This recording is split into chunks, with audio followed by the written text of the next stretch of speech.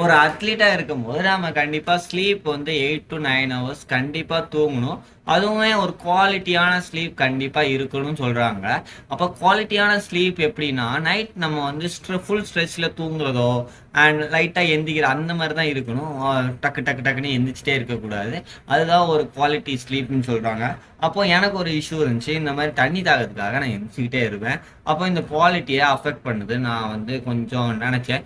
அப்போ ஓகே. இத வந்து எப்படி தடுக்கலான்னு பார்த்தேன். அப்போ செஷன் எனக்கு 8:30 தான் நைட்டு முடியும். அப்போ எனக்கு ஃபுல்லா டீஹைட்ரேட் ஆயிடுவேன். அப்போ நான் திரும்பியும் ஹைட்ரேட் பண்ணணும்னு நெனச்சு நெறைய தண்ணி குடிப்பேன். அப்போ வந்து நைட் யூரின் கழிச்சிடும்.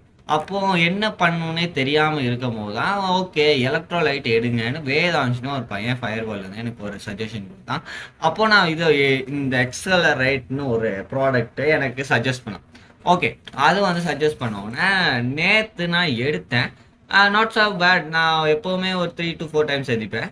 நேத்து ஒரு 2 டைம்ஸ் எந்திரிச்சேன். But I not enough. ஏன்னா நம்ம வந்து இளநியும் எடுத்துக்கணும்னு நினைக்கிறேன். அப்போ அது எல்லாமே சேர்த்து தான் ஒரு குட் அமௌண்ட் ஆஃப் டீஹைட்ரேஷனை குறைக்கும்னு நினைக்கிறேன். டீஹைட்ரேஷன்லாம் இந்த பவுடர் எடுத்துக்கலாமா? இதுல யாராவது ஸ்போர்ட்ஸ் நியூட்ரிஷன் இருந்தீங்கன்னா இதை பத்தி சொல்லுங்க. நான் இந்த இன்கிரீடியன்ஸ்லாம் இதுல கொடுக்குறேன். நீ ஹார்ம்ஃபுல் எஃபெக்ட் வருமா? வராதுதான் நினைக்கிறேன். யா இப்போ ஐ திங்க் ஸோ. இதான் நான் இப்போதைக்கு எலக்ட்ரோலைட்ஸ் யூஸ் பண்ணிட்டு இருக்கேன். கண்டிப்பா தண்ணியும் எலக்ட்ரோலைட்ஸும் சேர்த்து தான் எடுத்துக்கணும்னு சொல்றாங்க. Let's see how it works.